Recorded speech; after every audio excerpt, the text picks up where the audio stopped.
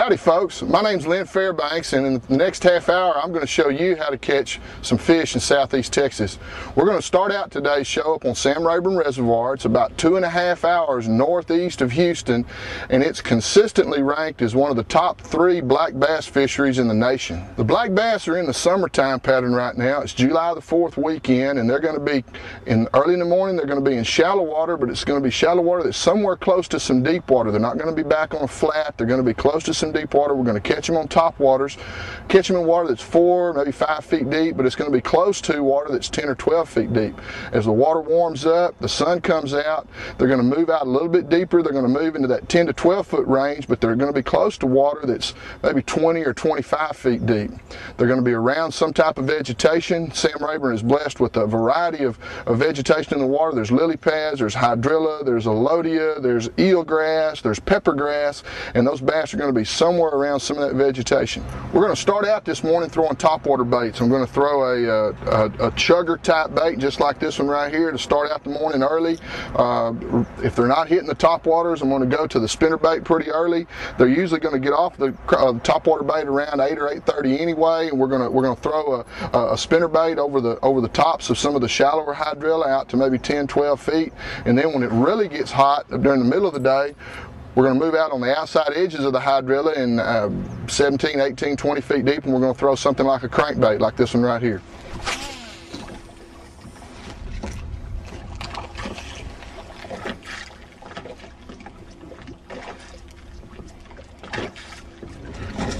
Folks, what I'm out here doing this morning is we're out on a wind-blown point.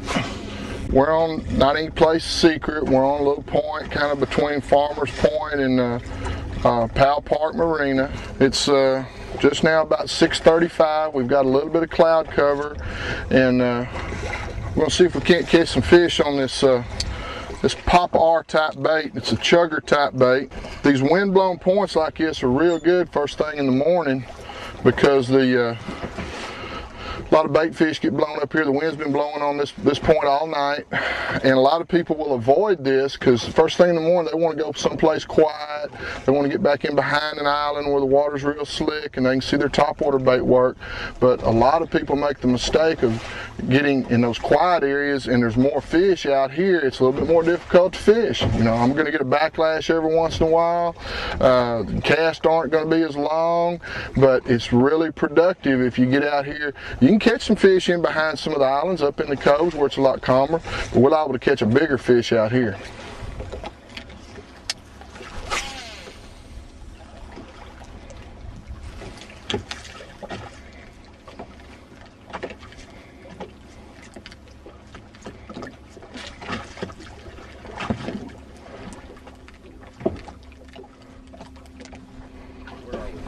Fish on.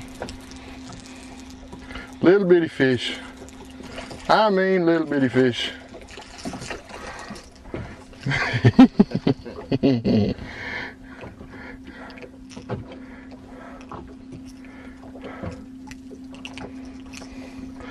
Well, at least he's got a green line on his side. Folks, the retrieve you want to use with one of these chugger type baits is just usually a pop, pause, pop, pause, and you really can't fish one of them wrong. About the only way you can fish this bait wrong is if you fish it in water that's a little bit too calm. The calmer the water is, the more subdued you want to be with your popping motion, because you don't want to scare the fish. But when we've got enough of a chop, we've got about probably some 6-inch, maybe 8-inch waves out here rolling in. I've got to make a good bit of noise for the bass to be able to find this bait, and so I want to pop it a couple times and then pause a little bit, let those fish find it, because at pop, it actually sounds like a bass feeding on minnows. And so bass being a school type species, they're going to try to congregate. You know, they hear somebody else eating, they're going to run to the food.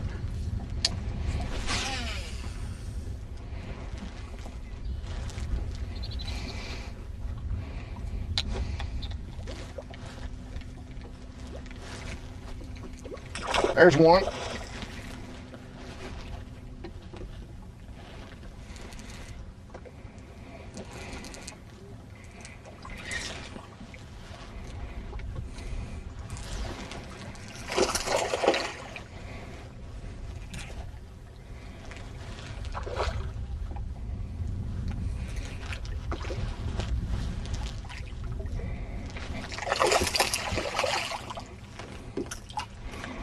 That's what we're looking for. Right there. Finally made one eat that topwater. I'd rather catch one on a topwater than I would 2 or 3 on another kind of bait. They're just so much fun. There we go. Nice Sam Rayburn bass. Not a monster. Bigger than the last one.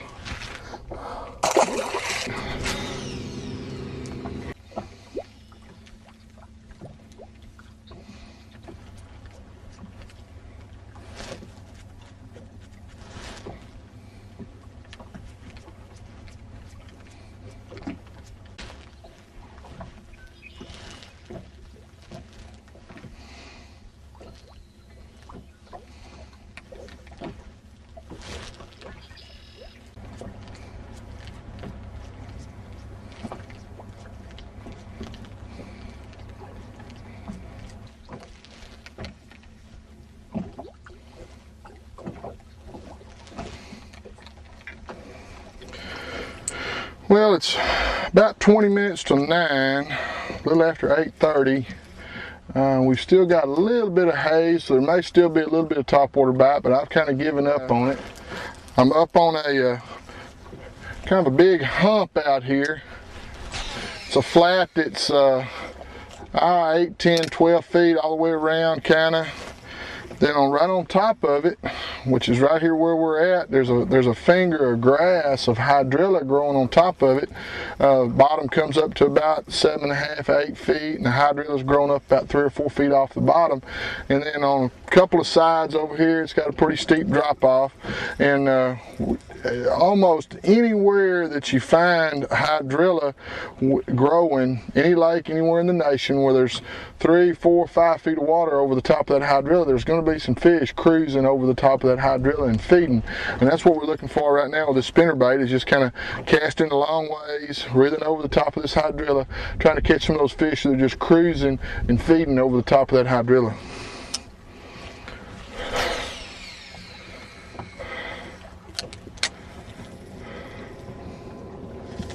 What I'm doing with this spinnerbait is I'm throwing it out here, I'm just kind of slow rolling it over the top of this hydrilla. Hydrilla's about 4 or 5 feet below the surface. I'll throw the spinnerbait out, count it down to a count of about 4 or 5, and then just kind of reel it in kind of slow where I can feel it bumping into that hydrilla. If I feel it bump into some, I'll kind of jerk it loose from it. I'm trying to get a reaction bite from some of those fish that are just cruising over the top of that hydrilla. When they see it break loose from some of that hydrilla, they'll run over there and grab it.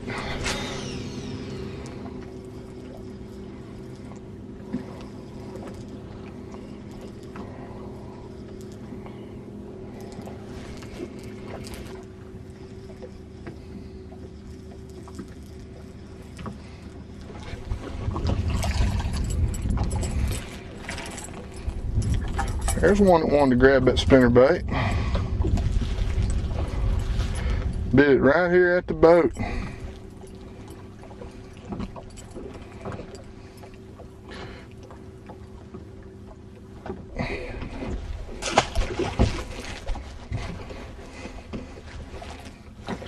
What we did, folks, is we moved over here probably about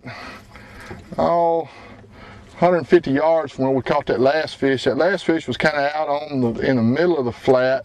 It was just kind of real soft rolling, going from anywhere from 8 foot deep to 12 foot deep. And so what I wanted to do is I wanted to come out here and get on the outside edge of this flat where it drops off into some fairly deep water. And we're in an area right now where we're in about 10 feet of water with some real scattered hydrilla right now, and just half a cast to the north of us is almost 30 feet of water. And so that's the kind of area that you want to concentrate on, especially during the summer. Main lake area, fairly steep drop off. The fish are not going to be out there using that 30 feet of water, but they like that access, and they use that access to that deep water for comfort. It makes them very comfortable to be close to deeper water like this. And I'm fixing to put on a different bait that'll work better on this right here. The spinnerbait works good if the hydrilla is a little thicker. It's not real thick right here, so I'm going to put a crankbait on.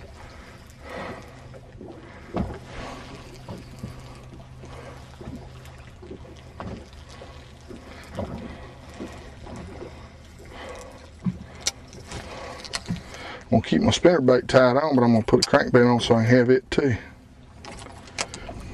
Folks, this is Hydrilla.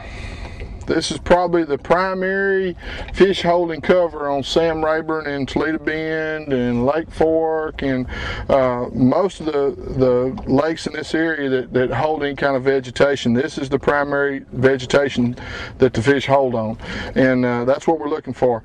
If the vegetation is kind of scattered, kind of thin, I can throw this crankbait through there and kind of finesse it through the Hydrilla and catch bass on it. If it's real thick, I'm better off to go to the spinnerbait. So we'll see how much Hydrilla we dredge up with this this crankbait. We may have to go back to the spinnerbait here in just a minute.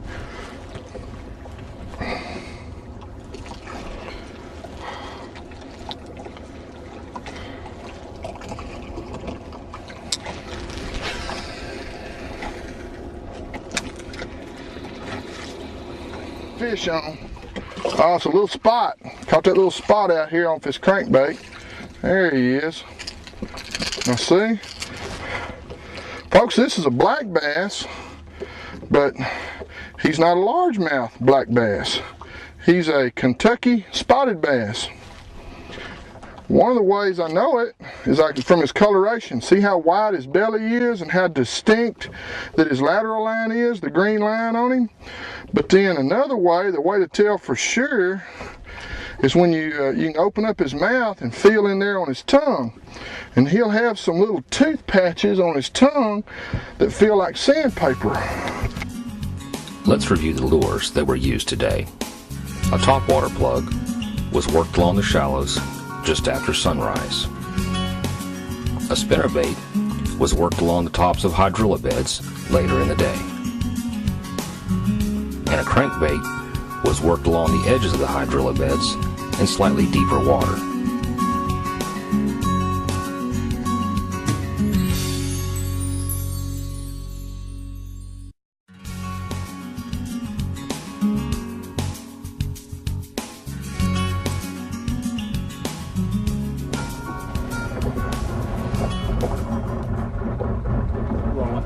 Alright. Folks, the young man next to me here today is Corey Jenkins. He's 9 years old. He's from Houston, and we're going to try to take him out and catch some white bass today. We're looking for some of these white bass on the depth finder. We're going to throw a marker buoy out when we see them actually on the depth finder. We're going to do a show one day about depth finder use and what fish look like on the depth finder and what they don't. But today we're just going to show you how to catch white bass. White bass are the most numerous species on Lake Livingston. They're the easiest to catch. We're going to start out with a diving lure with a small spoon on the back end of it. This particular one is called a Tony Aceta pet spoon. It's made by the Tony Aceta company, and this is a hellbender. There are various lures you can use as a downrigger type lure that'll take the smaller lure down to the fish, and we're going to do it trolling. Trolling is a real easy method for especially people that don't have a lot of knowledge of the lake. If you don't know where the fish are, it's a real good locating technique, and that's what we're going to start out doing this afternoon. Want me to throw out a buoy? Yeah, throw out a buoy right there. There's a bunch of fish right there. Got one on there. Here, reel him in. Alright. There you go. Hold that rod up. Let him fight that rod. Stop. Don't reel him all the way up. There you go. Bring him over here. It's a white bass, is it? Yeah, it's a white bass. Yep. Kind of a small white bass. A white bass on Lake Livingston have to be 12 inches long, and he looks like he's about 10 and a half, maybe 11. I don't think he's quite 12. It's pretty big though. Corey, really have to be careful when you go to get these off the hook because they have real sharp spines on top of their back. This fin right here is real sharp, and these spines will stick you. And then on both sides of their head, they have a real sharp gill plate right there. It's just sharp as a razor. So you have to kind of grab them around the side of the head and hold them where they won't flop, and then take them off the hook. And there we go. And he's about, yep, He might be 12 inches long, but we're not going to keep him. We're going to go ahead and throw him back and let him get a little bigger. I bet we caught him when we came through that school that we saw on the depth finder, Corey, right back here by the... You want to go through there again? Yep, we're going to go back through there again. Right there where that buoy is kind of where that school was, and we're going to go back through there again. Okay, there's our buoy.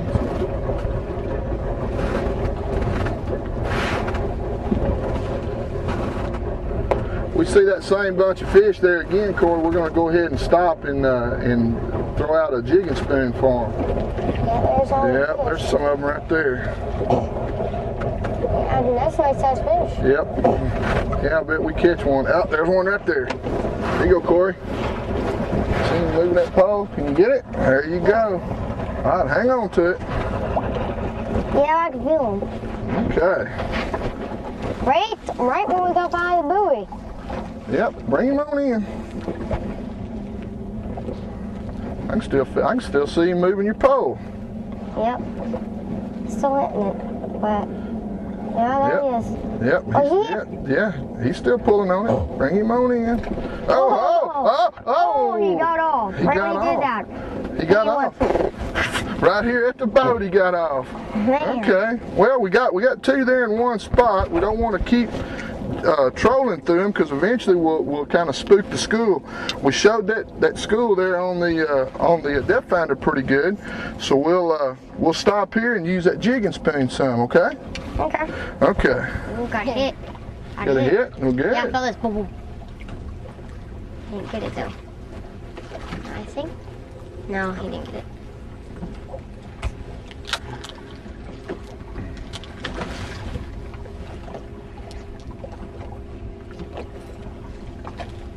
No. Ooh, man, I got.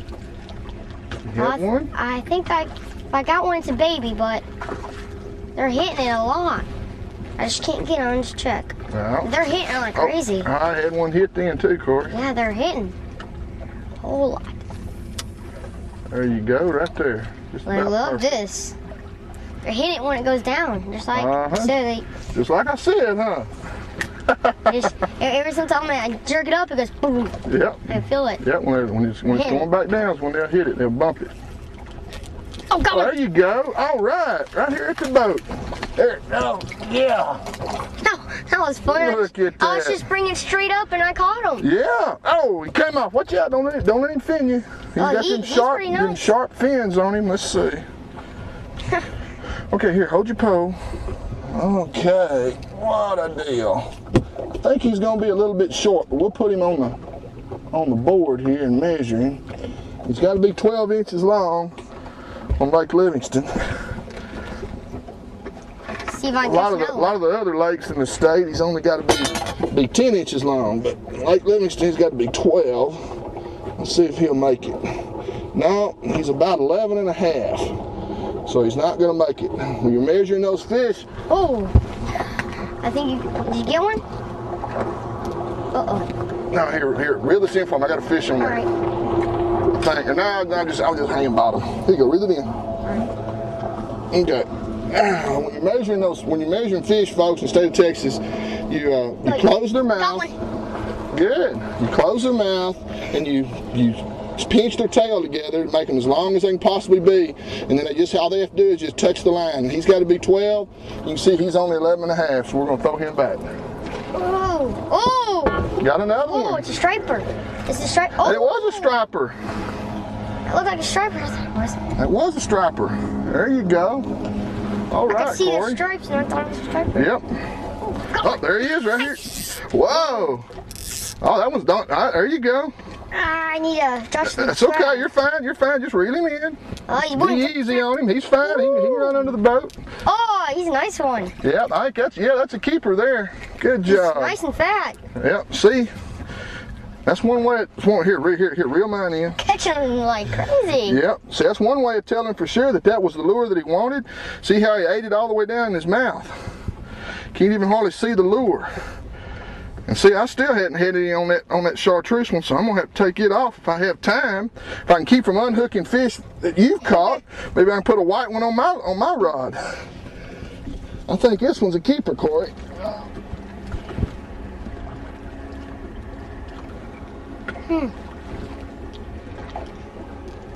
There's one. Got one? Yep. Oh, it's a big one. Ooh, ooh. Ooh. Oh, it's nice size. Yep, see how that lure slides up the line like that? You can't hardly throw it out. Man, that's a Yeah, big that one. is a little bigger one. I think that's a keeper. See, now he was right here under the boat, Corey. Yeah, they like the boat because of shade. There's a good keeper white bass right there. Make some nice fillets for supper. Ah, he's wanting to get away. Ooh, got one. There you go. Right next to the boat. Ooh, did he let go? No, he he's just swimming toward the top. Bring him on up here. Oh, look at that. That was a big fight. Oh, baby catfish. Let me see him here. He was fighting. Yeah, that's a little channel cat. Yeah, he was going boom, boom, boom. Yep. And that was Yeah, but you gotta be real careful with him because he's got real sharp fins. His top fin up here and both fins on the side. So what you want to do is grab him by the belly on both sides of his fins. Those fins on the side are just sharp as little needles. So you grab him like that and then take the hook out. And he was down there eating shad with those white bass, and don't let him fall on your foot. Oh, just had one hit then. Not very hard. Maybe another little catfish. Yeah. Those little catfish are huge. I thought I had a big one. He was hitting going like this. Oh, there he is right there. Oh, that's a keeper white bass, feels like. Right here under the boat, Corey. Yeah, I know. They're just... Oh, ooh. Oh, I think it's a striper. Not that big. Oh, I hooked him in the top of the head, maybe. Let me see. No, I got him in the mouth. Oh, he's just very wide. He's not. Yeah, he is wide, isn't he? Kind of like me, kind of fat, huh? I wonder why he's so wide. Just is. Kind of I weird. don't think he's quite long enough. He's fat. He might be. What's? No. He's a little too short. Oh. Okay, we'll throw him back. There we go. He's right under the boat. Got him. There you go. I think stop. I got a Oh, no, I got a he's bass. still on there. Oh. Oh. Whoa. Ah, whoa. I think this guy's a keeper. Oh, he's been the rod down all the way. Ooh. There you go. Bring him up here. Pretty big. Good job. Oh, well, gotta get him in the boat. Oh. Okay, there we go. I think that is a keeper. Maybe. Give me some slack. All right. Give me some slack. Let me get this thingy popped up. There you go. Okay. All right. right. Remember what I said, put your finger in their mouth and it kind of paralyzes them. There we go. It's just probably a hair short. That one's about 11 and a half, not quite long enough. That's a good one. I'm gonna put my bait right here. Eat it. There we go. Where's the buoy? Buoy's right out here. It's this. See it right out here? Oh. Oh, ha! It's a baby. Oh no, it isn't. It feels like it right when you get it. Well, it was swimming towards you, that's why. Whoa. Whoa. No, yeah, he's up on him when he gets right here at the I think boat. he's a striper. No, he's not a striper. No, that's another white. There we go. I think that's a keeper. Yeah, he looks a little long, doesn't he? Let's see here. Come here, little feller. Come here to me. There we go.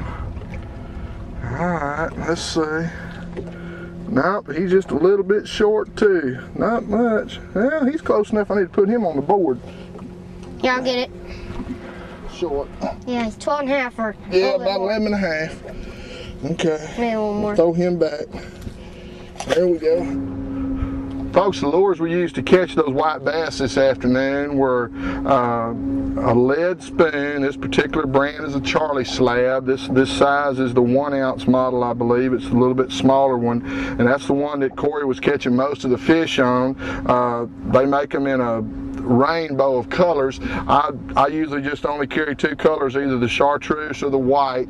The chartreuse does well on a little cloudier days. Sometimes when it's real sunny, the white seems to do a little better, and that's what we had today. The bigger model, this is 1.5 ounces, I believe. It's a little easier to cast, and some days it makes a difference as far as catching the fish. If you can catch them on this one, you're better off because you can cast it easier. The smaller one sometimes will when the fish are being a little finicky, and then also sometimes if the fish are running a little bit small, you'll catch more of them on the smaller bait. Another bait I used today was this tail kicker. It's a little George type bait where the line, you slide the line through a hole in the bait and tie the hook on, and what that does when a fish gets off on one of these baits like this, when they come to the top of the water and they shake their head, they use the weight of the lure as leverage to wrench the hook out of their mouth. And with this bait, they can't do that. It's not as important as much with the white bass or the stripers because they don't really come to the top of the water and fight and shake their head. But if you're catching black bass, this one is the only way to go, because that way when they do come to the top and they try to shake their head and throw the lure just slides up the line and they can't throw it.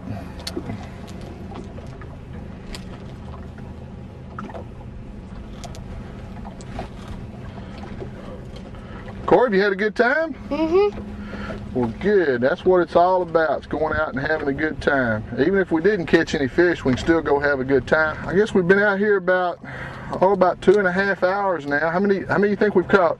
18, 17 fish. We caught catfish, we caught stripers, we caught white bass. Actually more than about 20. Yeah, had a nice afternoon out here on Lake Livingston. I'll tell you what, I'm glad I was able to take you out here with me. I was glad you was able to catch some fish and have some fun, but we'd have had fun even if we didn't catch any fish, wouldn't we? Folks, well, it's fun. Folks, that's what it's all about, is going out, spending some time with family, with young ones out here on these East Texas lakes, East Texas bays. There's plenty of fishing opportunity out in East Texas. That's pretty much it for this week's segment. We'll be back again next week, and I hope you enjoyed the show.